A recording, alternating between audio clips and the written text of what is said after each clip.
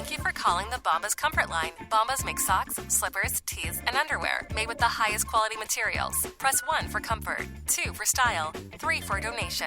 You chose style. Bombas has styles for whatever you enjoy. You can run in Bombas, lounge in Bombas, dress them up, dress them down, but always give back in Bombas. Because with every item purchased, another is donated. Bombas, comfort worth calling for. Go to bombas.com/audio and use code AUDIO for 20% off your first purchase. That's BOMBAS.com and use code AUDIO. Today's episode is sponsored by Sports Pro. If you're like me and want to stay on top of what's really happening in the sports industry, you need to check out Sports Pro Plus. Coming from Sports Pro, the number one business that connects, educates, and inspires the international sporting community. Sports Pro Plus is the ultimate hub for sports business knowledge with exclusive content, data, and analysis that keeps me up to speed with everything happening across the industry. And right now, listeners of the Sports Management Podcast get an exclusive 20% off with the code SMPOD20. That's SMPOD20. All you need to do is head over to sportspro.com/membership and start exploring today. Welcome to episode 220 of Sports Management Podcast. Today's guest is Michael Payne, the first ever marketing director of the IOC, and most recently, the author of Fast Tracks and Dark Deals. This is what you can expect from this episode. My grandfather was at one stage the most sought after terrorist in England because he was leading the war against England for Ireland's independence. And so it was, people would subsequently wonder whether his terrorist antics, whether that had any impact on my outlook on business. From the shadows of political conflict to the front lines of global sport, Michael Payne became one of the most influential figures in the Olympic movement, the architect behind modern sports marketing, and a key force keeping the games alive through global turmoil. When I joined, the Olympic Games was unlikely to survive, but it had no funding. It was caught up in the political Cold Wars. They were sort of a pawn between the superpowers. I lived in Greece for a couple of years in Athens, and a lot of white elephants after 2004. I remember the time battling with the Greeks to say, Greece doesn't play baseball, so we don't need a baseball stadium. But you would have one or other politician, for whatever particular reason he may have in mind, would insist on building a baseball stadium. Another country that is usually under the magnifying glass is the United States. How do you think that the LA28 will be? Can they deliver to the expectation? The president of the country, Donald Trump, is... Michael Payne, welcome to the Sports Management Podcast. Great to be back with you. It is great to have you back. As you said, you were on episode 29, and now we are on 200 something. So great to have you back. And a lot have happened since. Most recently, you just launched another book called Fast Tracks and Dark Deals. So how come you felt that you wanted to write this book? So I was doing some research and I realized that nobody had really written the history of sports marketing, particularly how over the last 50 years, the industry had evolved from the mid-late 70s to where it is today. And equally, there'd been no biographies of the key founders like Horst Dassler, Mark McCormack. And so I thought, well, wouldn't it be fun to write that history? And then I realized that I worked for all of these, titans who created the industry, or I'd negotiated against them. And I thought, well, maybe it would be even more fun if we could make it sort of personal, somewhat of an autobiography, and actually take the reader into the room of the negotiations rather than being a passive observer. And so that's where we've ended up, a rather racy story. Definitely. And it's a great blend of an autobiography and the history of sports as well, because you're getting some personal anecdotes in there as well on how you got into the industry. And so it's also kind of the history of your life as well as the history of sports and sports marketing. Yes. I mean, I thought it was sort of probably important to sort of explain where I had come from. The book opens with the fact that my grandfather was at one stage the most sought after terrorist in England because he was leading well, if you want the war against England for Ireland's independence as the chief of staff of Michael Collins. And so it was sort of people would subsequently wonder whether his terrorist antics, I mean, as he won the war, would no longer be viewed as a terrorist, as he was a freedom fighter, whether that had any impact on my outlook on business. Yeah. Early in the book, you said that you spent the last 50 years at the forefront of the sports business, watching it grow from chaotic amateurism into a multi-billion-dollar industry. So in the beginning, for example, IOC had one person working there and not close to what it is today. And you have been in that growth of IOC and sports marketing. So, how's it been like from 50 years ago up until now? I think that was what was potentially fascinating for people to understand, the evolution of an industry. The fact that I was very privileged to be there at the very beginning. One of the very first negotiations at the agency I was working for, West Nally, when they were developing the marketing strategy for FIFA, FIFA had a total number of employees of 4. You look at the billions of dollars today that FIFA, the IOC, Formula One are generating. It's a far cry from how it all started out 50 years ago.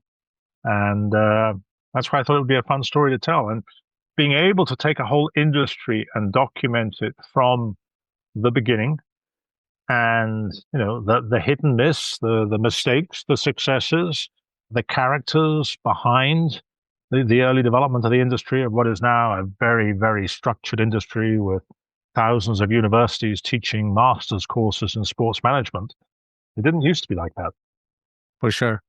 And I don't want to spoil, the book, but I want to hit on some points that you bring up. So one of them, you got into the industry when you were a skier, and then basically, learning the game behind the game. So how did you get into the world of sports marketing in the first place? Well, as you say, I was a skier, maybe not a very good one, because I kept either finding myself in hospital recovering from injuries for downhill, or I then turned to freestyle skiing, or what at the time was known as hot dogging, acrobatic skiing. And to stay on the ski circuit, I had to find sponsors, personal sponsors, because there was no national team. It was all professional. And I suppose I was a lot better at finding sponsors than I was at winning any of the competitions. So I sort of decided that maybe I should make a little career change. At the time, the sports marketing industry in the mid-70s was just beginning. And so it was, if you want, fortunate of being there at the beginning in the right place and learning the trade, from the agencies that were sort of set up at the beginning to help develop and build the business. You describe yourself as a failed ski racer turned professional freestyle skier, and then I guess turn into marketeer. And for those who didn't listen to the first episode with you, I mean, you're the first ever marketing and broadcasting rights director for the IOC, being called father of Olympic branding, creator of the TOP program, architect of modern sports marketing. So a lot that you have achieved in these 50 years with not really a huge educational background, and to, as you said, like taking charge of your own destiny in the beginning, that you had to find your own sponsors. So I think that tells a good story of that every journey is different, and yours definitely was unique. It certainly wouldn't be viewed as the textbook classic. I didn't go to university. I would say probably not easy to break into the industry today if you didn't have your university and your master's degrees. But it's like many industries. If you're obviously lucky to be there at the beginning, then you have to make your own luck. But it was a wild west in, building it all up. The IOC was a very small outfit when I joined, and there wasn't a lot of optimism for the future, because they felt that the Olympic Games was unlikely to survive because it had no funding. It was caught up in the political Cold Wars. And so you learned as you went along. You had a number of visionary, people, in particular on the Olympic front, people like Dick Pound, who was a brilliant, Canadian lawyer who was very much Samaranch's sort of go-to fixer, and for many people, was described as the greatest president the IOC never had. So you had, some great people who mentored you, later on with Bernie Ecclestone, also somebody who I think didn't go to university, left school at 12 or 13, but saw the opportunity and, rolled up the sleeves and made it happen. Yeah. So you mentioned Bernie Ecclestone and also Thomas. Him and Thomas Bach wrote the foreword for your book. That's two powerhouses in the sports industry. So what have you learned from these two gentlemen? Well, Thomas Bach and I both worked for Horst Dassler, and Horst Dassler truly was one of the great fathers of the industry. Horst Dassler, the son of the founder of Adidas, and he sort of created the vision and the agency structure, first with West Nally, then with ISL, that developed the global marketing programs, the packages, the concept of exclusivity.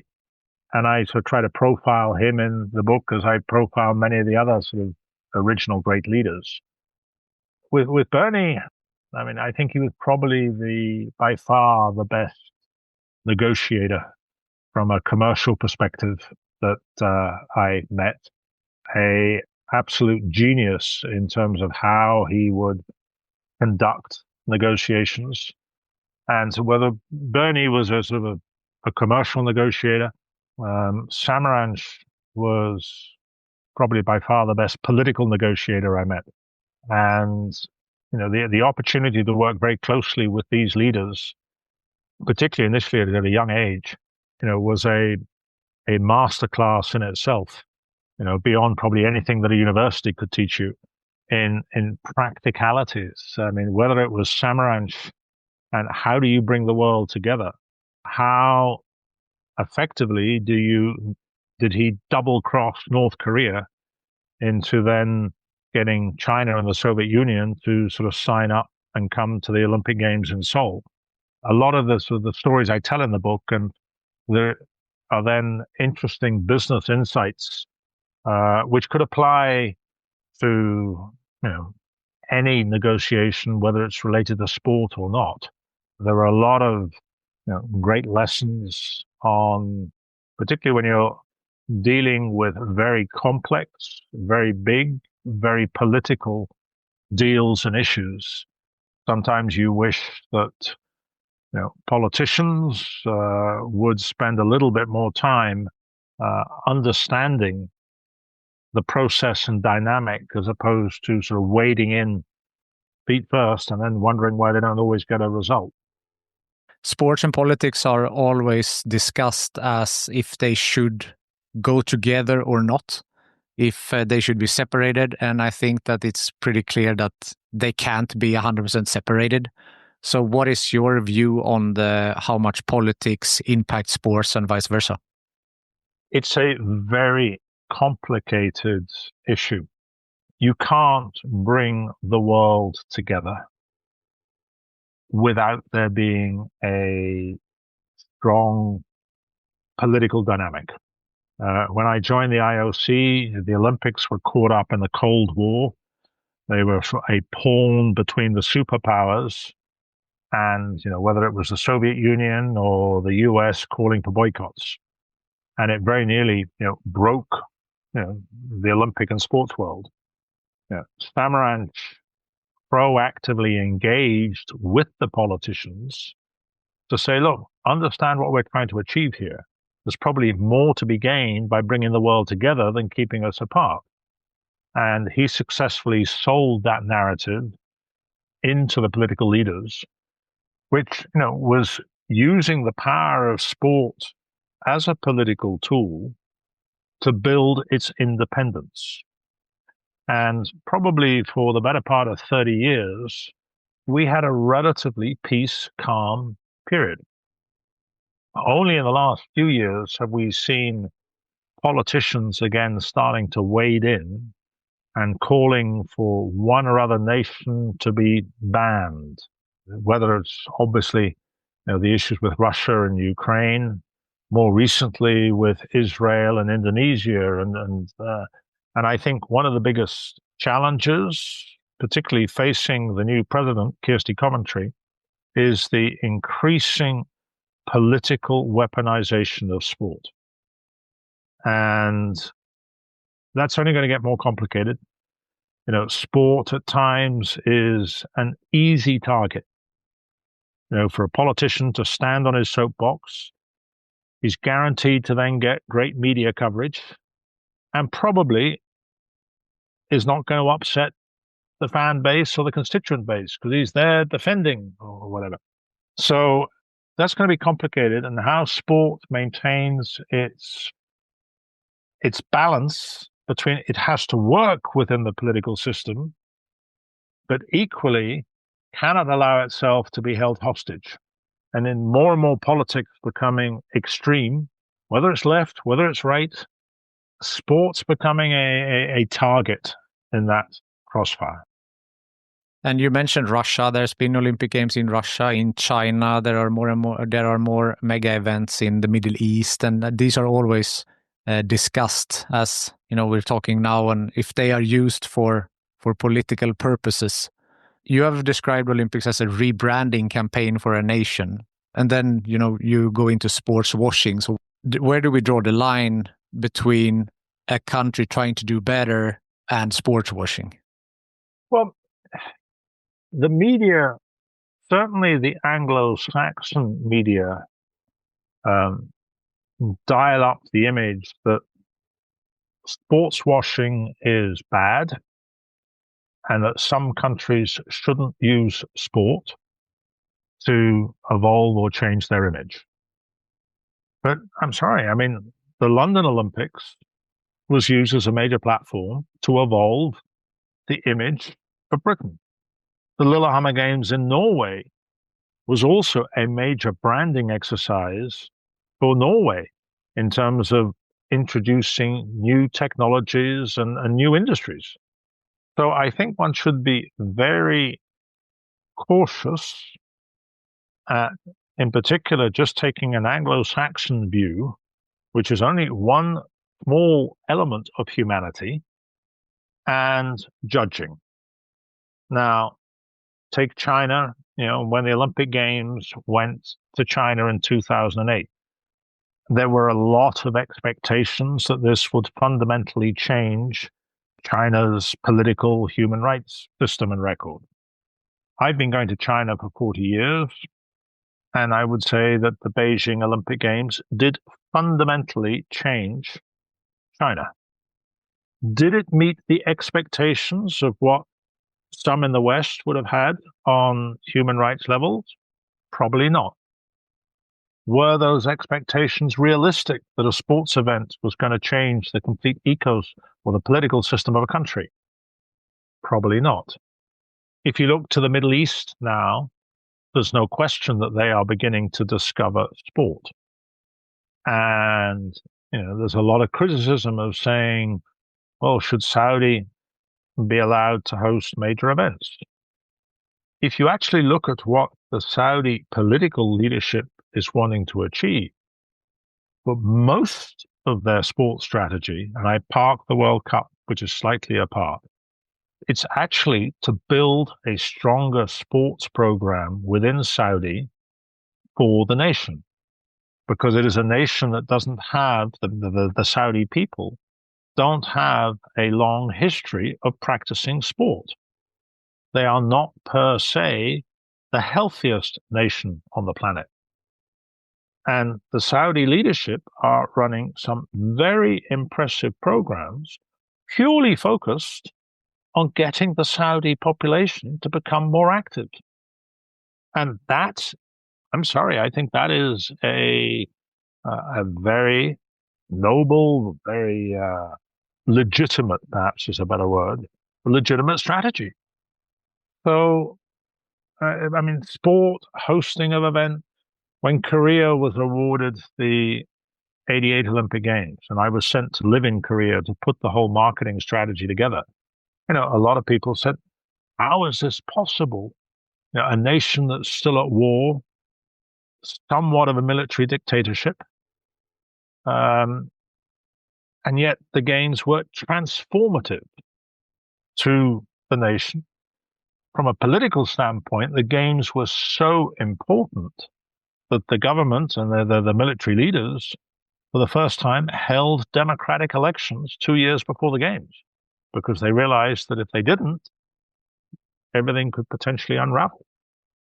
The whole issue of sports washing, I don't think you can suddenly pigeonhole one country or another, because depending on how you want to describe the rebranding of a host, every single nation who's hosting a major event is wanting to use it to evolve their brand, to create a new sort of trade opportunities.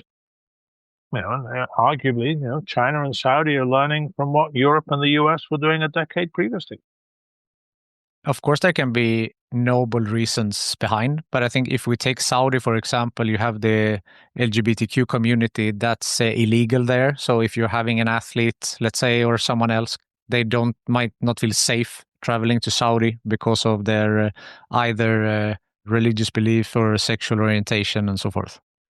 I think that any federation taking their event there would have watertight undertaking and guarantees relative to the protection of everybody, the athletes and everybody going. But I think also if you look at the pace of change, and there is no question that sport is a catalyst for driving change. Can you sort of change a cultural issue overnight? No. Over a decade or two? Absolutely.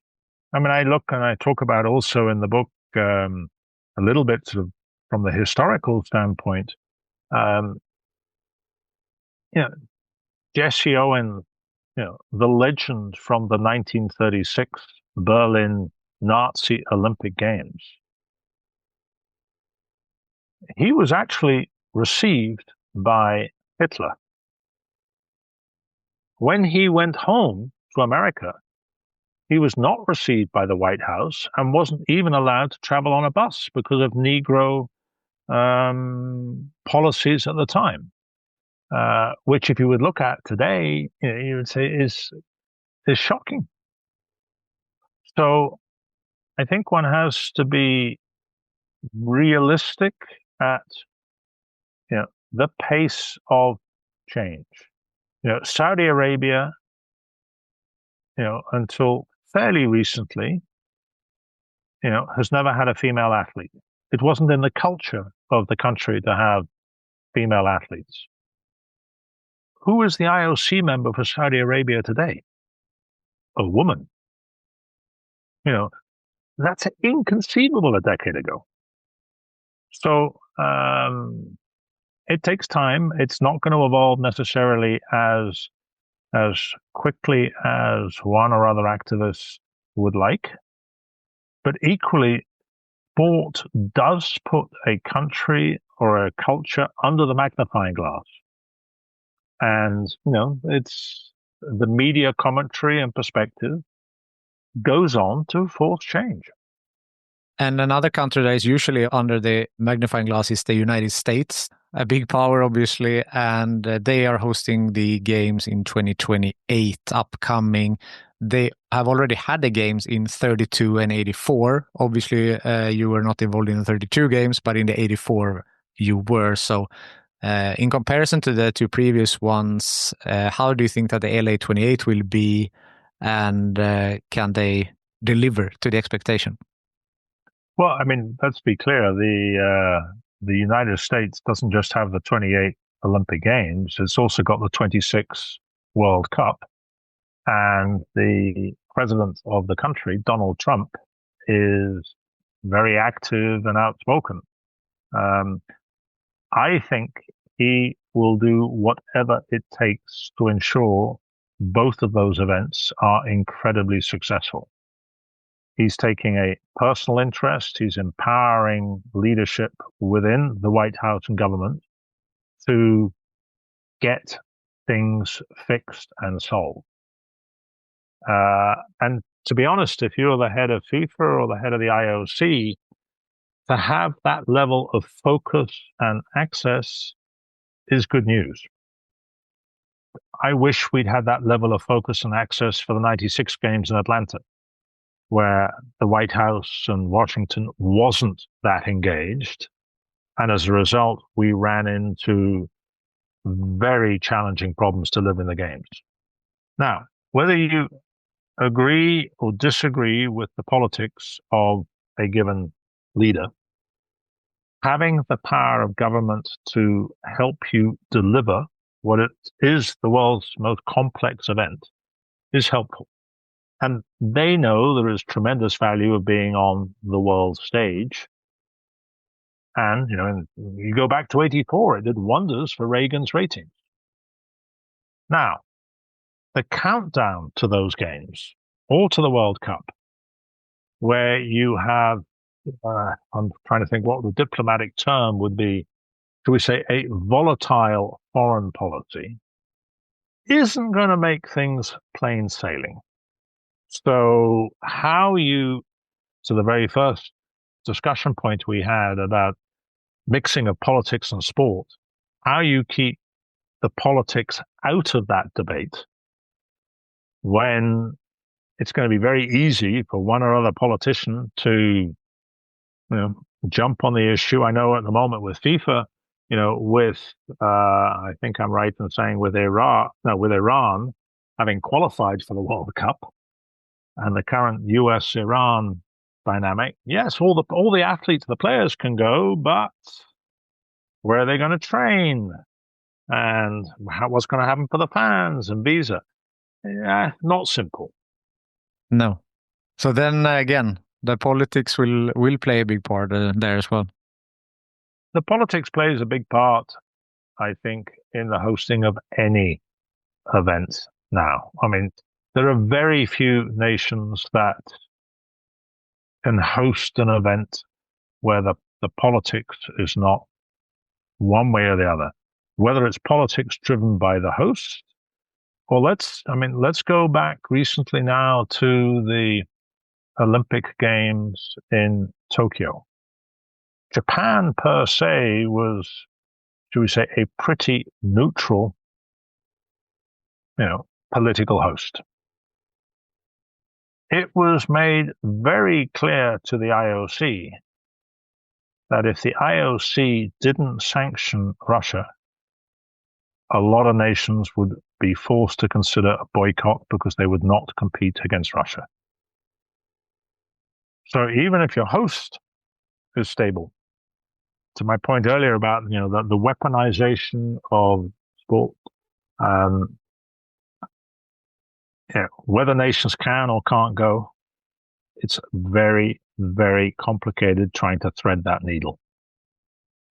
Back to just your earlier point about Los Angeles, how will they do? 84, and they were my first summer games, in some ways they certainly reinvented the business model, and they showed that you could successfully stage an Olympic Games, a great Olympic Games, without bankrupting the city, because they had all the facilities, pretty much ready. And Peter Uberoff, the president of the committee, was a legendary business leader and marketeer. I think 2028 Los Angeles will also bring a lot of new thinking to the whole presentation. I think the merger of sport and entertainment and how the whole experience for the fan inside the stadium, the whole relationship to music, production, where something which in volleyball we've been sort of probably at the forefront of creating that sort of atmosphere. I think LA will do a great job from taking sports presentation to a new level. So, we talked about you have been 5 decades in the sports industry now, and from the Cold War Olympics to AI enhanced fans engagement, a lot have happened in these years. I know you were mentioning some predictions at the end of the book, and again, don't want to spoil them, but what are some predictions that you think there is in the sports industry going forward? I take everybody on this 50-year journey, personal journey through through the industry, and I sort of get to the end of the book and say, right, I hope you enjoyed the journey. What does the next 50 years have to offer? And proceed to make a number of, I suppose, what many would say were fairly outrageous predictions, until you say, 50 years? Nah, frankly, quite a lot of it could come within the next 10 years. And, the predictions range from the governance of sport and whether the current model of international federations that have stayed the test of time, for over a century, is that current structure and model sustainable? If you look at how sport is now viewed as an asset class from an investment perspective, the revival of private equity, of sovereign wealth funds, the threat of more athlete breakaways, what is the future governance of sport going to look like? And I make one somewhat provocative prediction, that is that NFL will make a hostile takeover of World Rugby. Because if you were a company, you would do it tomorrow. There's no question. From a corporate perspective, NFL wants to step out onto the world stage. World Rugby could offer them that tomorrow. They're taking flag football into the Olympics. It's not that NFL replaces rugby. It will be a merger. So you look at it from governance, you go through to the venue experience. Another, forecast that the World Cup final in football will be staged in 5 stadiums on 5 continents at the same time. And you go, what's happening here? One stadium will have live humans. 4 stadia will have live avatars. You will not be able to tell the difference. Not with glasses or whatever. You will be in the stadium. And if you go and look at, what ABBA is now doing with their new concert, that's already there.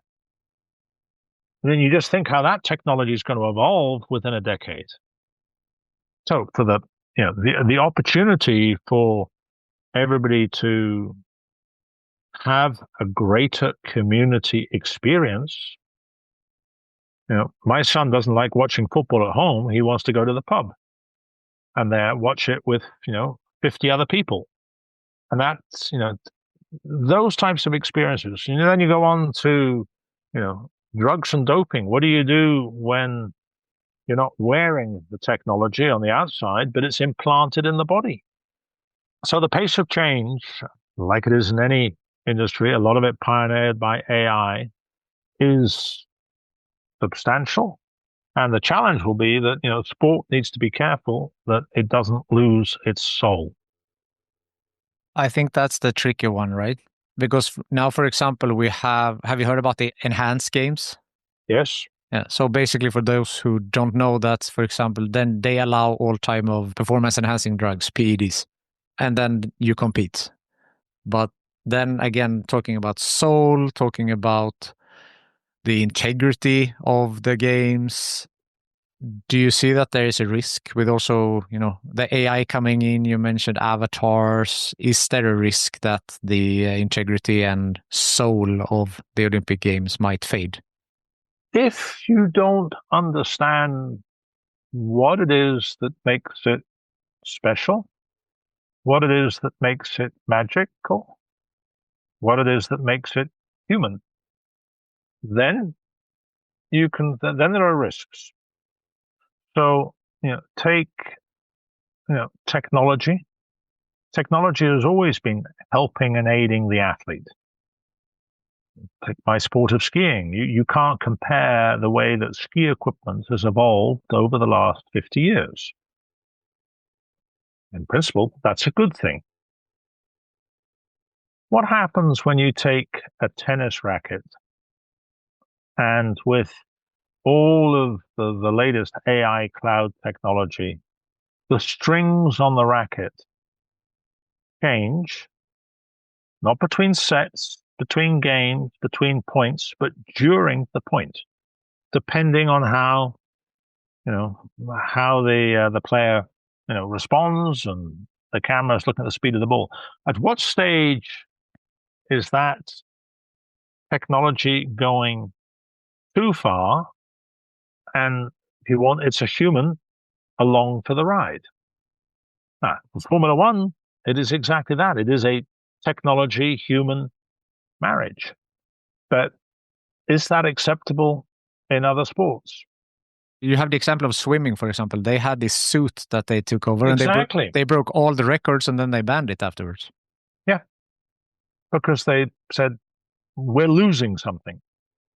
And, I think World Athletics has been struggling with the Nike, was it Vaporfly shoe, which, evolves as you're running.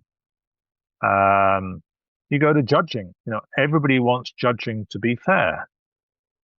And you look in with technologies like Hawkeye in tennis, whether the ball's in or out, I think everybody now has pretty much accepted that as being good for the sport. If you look at diving, how can the human eye really judge, diving and the speed with which the diver is going at compared to, say, AI technology?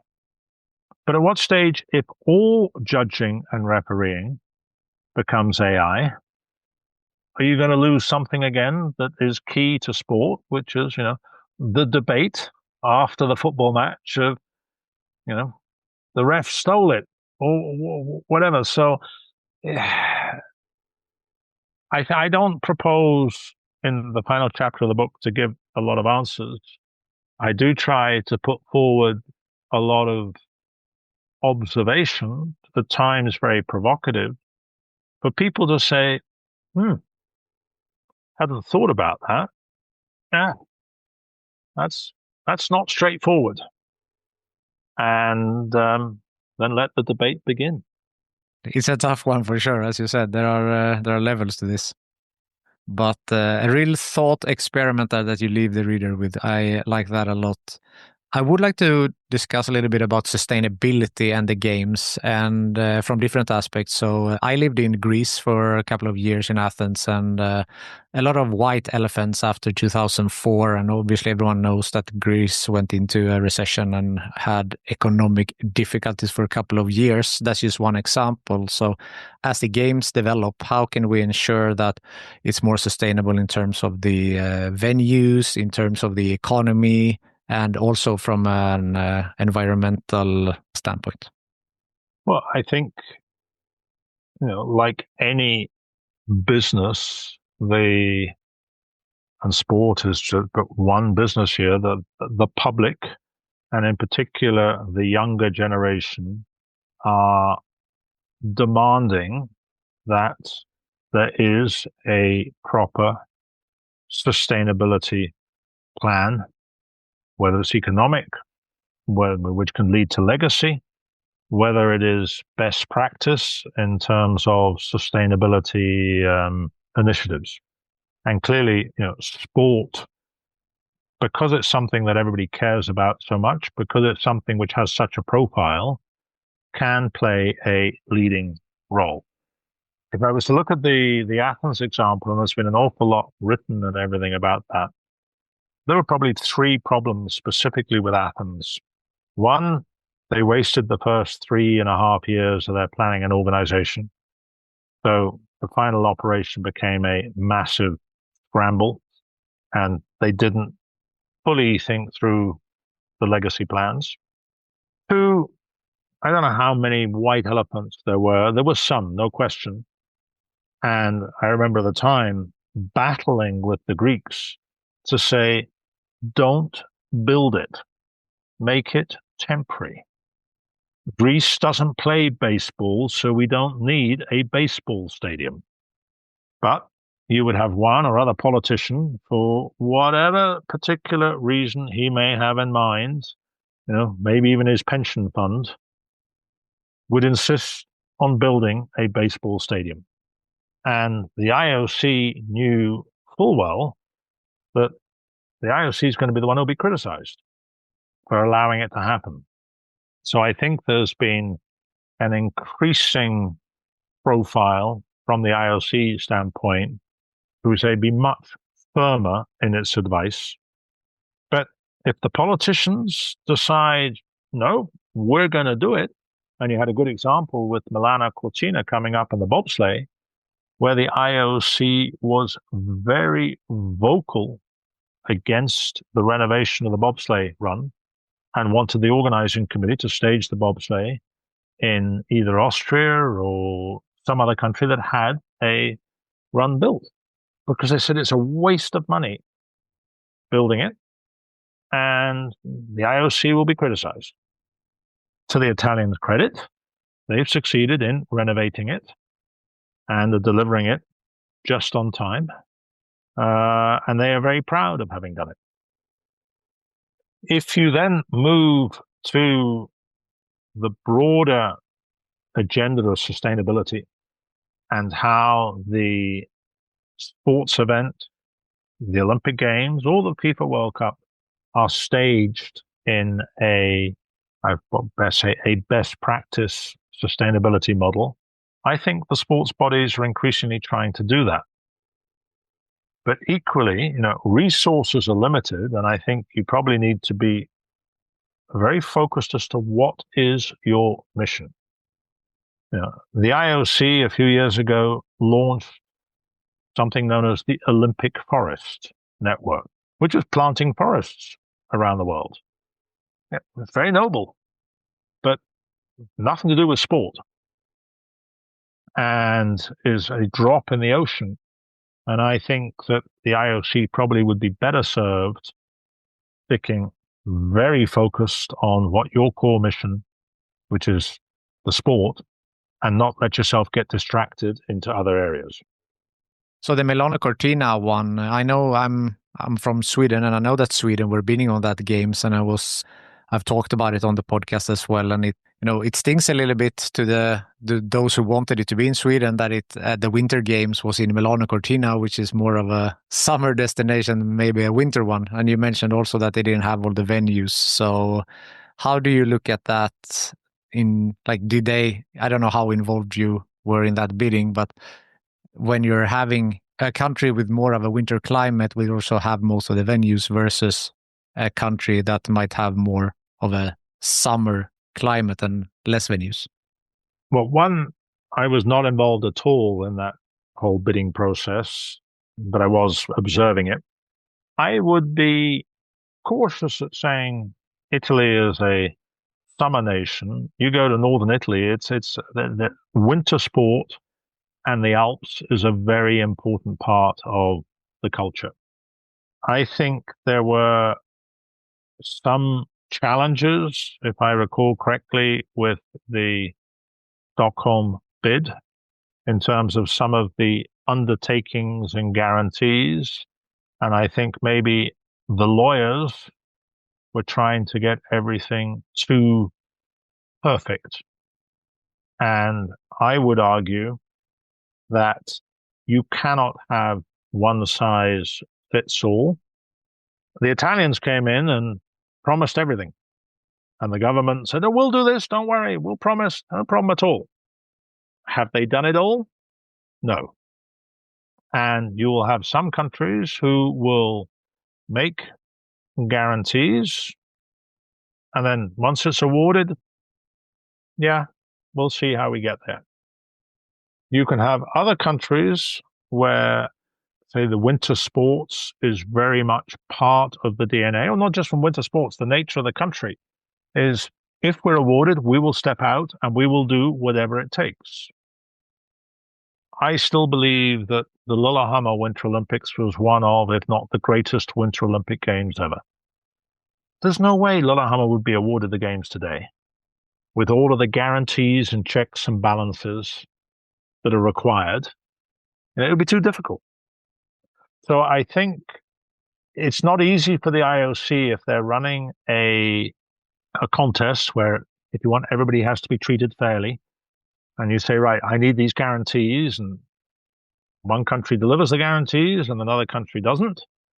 But you know full well that other country, if they were awarded, it probably wouldn't be a problem in terms of delivery.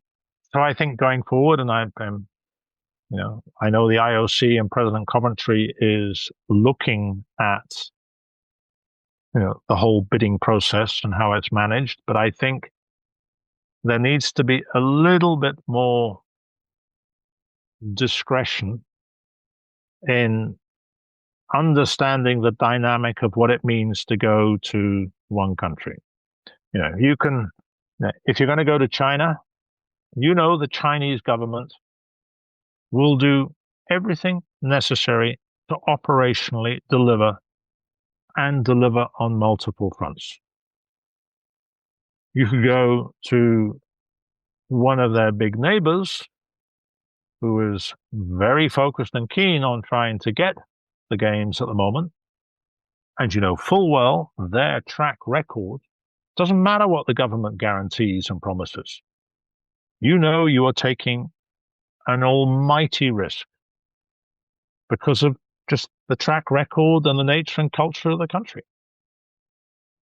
And, I think in the end, I think Milan or Cortina, from a television perspective, will look spectacular.